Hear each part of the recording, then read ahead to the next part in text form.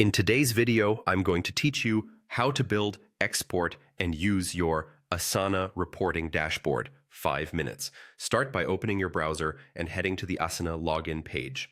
On the sign-in screen, type in the work email associated with your Asana account, then select Continue. On the next screen, enter your password and choose Login. If your organization uses single sign-on, you might be redirected through your identity provider. Just follow the prompts as usual. Once you land on your Asana homepage, look to the left sidebar and click Reporting. This takes you to the Analytics area where you can monitor progress across projects. Select Create Dashboard to spin up a new space for your charts. Give it a clear name so teammates know what they're looking at later.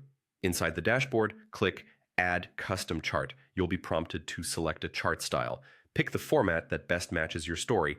Bar and line charts are great for trends over time.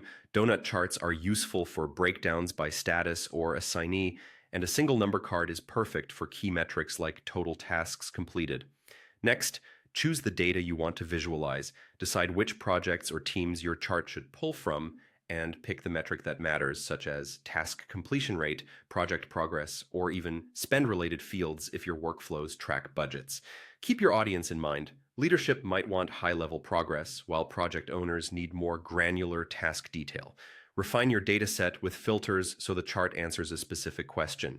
Set a date range, narrow to a particular project or portfolio, and filter by fields like assignee, section, tag, or task status. The tighter your filters, the more actionable your chart will be. When you're satisfied with the preview, click Add to place the chart on your dashboard. You can repeat the process to add multiple charts and create a balanced overview. A helpful tip: arrange related charts near each other and keep the most important metrics at the top so viewers get the big picture at a glance. When your dashboard is ready to share, click Share in the top right.